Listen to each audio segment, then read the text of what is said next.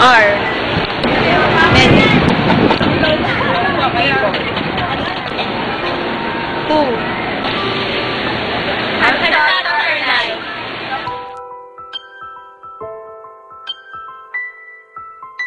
But the one who was shocked at it. Go. God.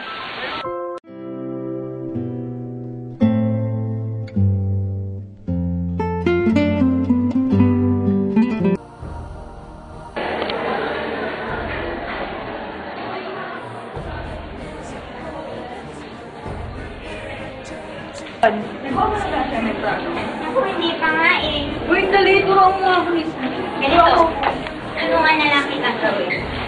Alam ko to eh. Sadali lang. Ito. O yan. Left. Any liability to payment arising out of a contract express or extend.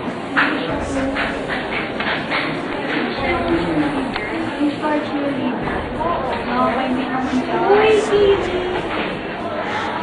Alam mo, huwag ko ng boyfriend. Ano siya? Mayaman na nga, maganda pa. Hindi ka tulad ko. Ano ka ba?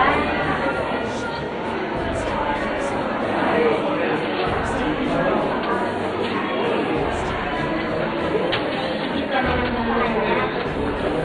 Ikaingit-ingit naman talaga siya eh. Alam mo ba yung kasabihan? Beauty is when beauty. Physical beauty may hide an ugly nature. Balita ko sa sama daw ugali niya eh. Ano na? Oo, kaya hindi ka dapat naingin sa kanya. Ano ba?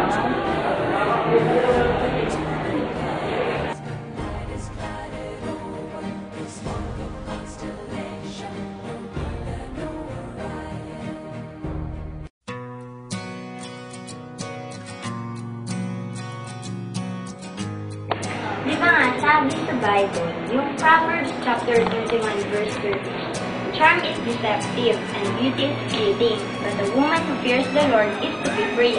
Ano naman yun? Ibig sabihin, hindi ka dapat tumitingin sa panlabas na kaasuhan ng isang tao.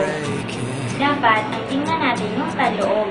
Yung ugali mo, kilala kita, maganda yung ugali mo, kaya maganda ka sa paningin ni Lord. Yung ba yun? Oo, kung magiging kontento na lang ako kung anong nasa. Tama yan, bro.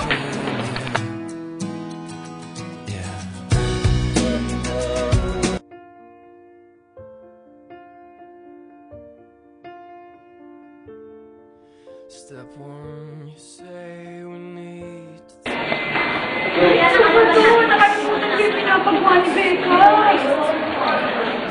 Roxanne, natapos mo yung pinapagawa sa'yo? Ano? Kailangan ko na yun ngayon. Hindi. Bakit? Eh, nag-worship kasi ako nung Saturday. May panahon ka pa para doon? Nakita mo ba yung schedule ko? Eh, kasi naman, kailangan yung para sa amin. Ang dami-dami natin kailangan gawin. Tingnan mo to. Hindi pa natin tapos. Ano ba naman yan? Kailangan ko yan ngayon. Ano yan? Ano paano yan? Kailangan mo kumilos. Ang dami natin gagawin. Nakita mo ba yung schedule ko? Ikaw may panahon ka pa mag-worship? Naman. Maawa ka naman sa akin. I-rush ko na lang. Kailangan. Ngayon na ha.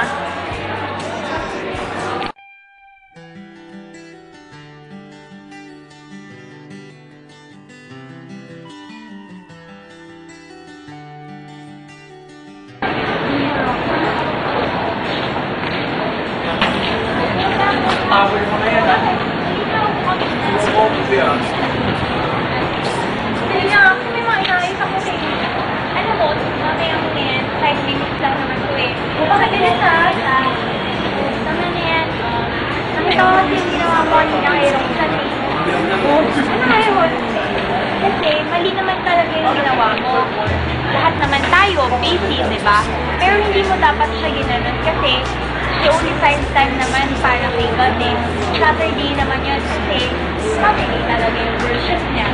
So, give her an excuse kung hindi man siya, di ba, nagawa yung pinapagawa mo kasi okay lang naman yun.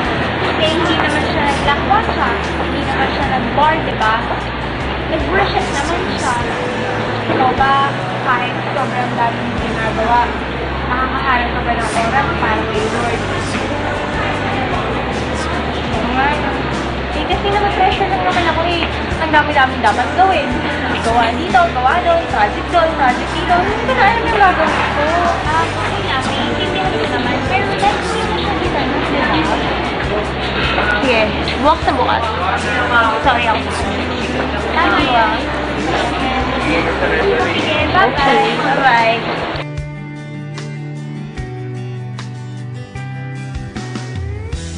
Comes and his life get clearer as he finds some peace of mind.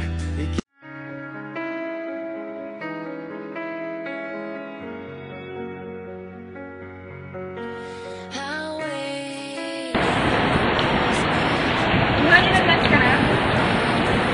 O bakit? Break kami. O bakit nangyari?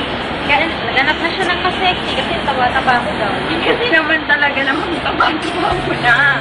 Para lang doon, breaking niya ako. Eh, ganun talaga yung mga lalaki ngayon. Ano ka ba? Magpapayat ka na kasi. 3 araw na nga ako hindi kumakain eh. Dahil lang doon? Payat ka lang. Kasi ganun talaga yung mga lalaki gusto nila. Yung syempre sexy yung girlfriend nila. Aba, taba-taba mo na kasi. Hindi na nga, alis na nga ako.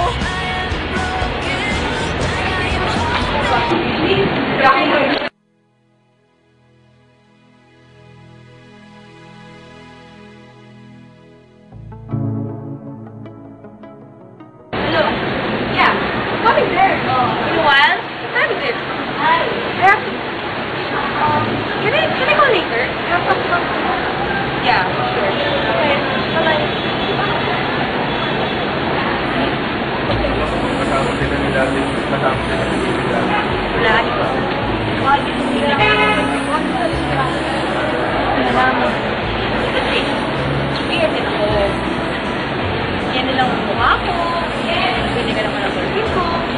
Ngayon na din ako tulog sa'yo. Diba? Taba-taba ka. Ano ka ba? Tayo mga babae. Tayo ginawa na. Dapat, hindi ba salamat tayo? Na araw-araw, pinakain tayo. Isipin mo nga, sexy ka ha. Pero, nakuha na naman. Eh kasi dahil ako iwanan niya na ako. Alam mo, sabi mo na, hindi na pinagbibigay mo naman. Gusto lang yan. Na yun. Sa ikaw. Ay, hindi na lang. Kasi,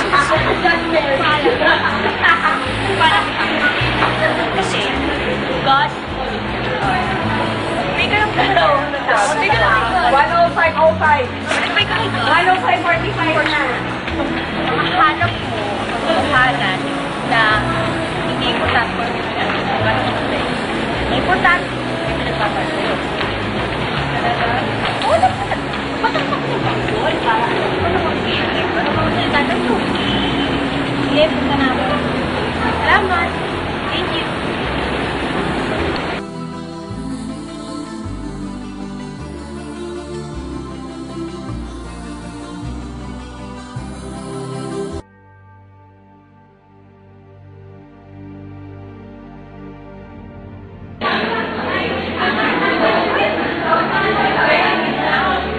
Dear Lord, thank you for the beauty that you created in me, both inside and outside. And thank you for the beauty you created around me. Forgive me for focusing too much of my outward appearance. I'm sorry for the times I've made changing my appearance more important than appreciating how you created me to be. You did a good job. God, you really did. Help me remember that. In Jesus' name. Father, thank you for receiving your thoughts. Help me to accept it as your mind. Help me to hear what you want to say to me. God, please clear my mind. Everything that is not of you, in your name. Amen. A special prayer. Lord, thank you for making my body as valuable as a temple you want to live in. I want to honor you with it. Forgive me when I sometimes hard not to become obsessed with the way I look. Please give me your perspective of my body. Help me see how you see me. Show me what you think is awesome about me. And teach me how to live for more important things.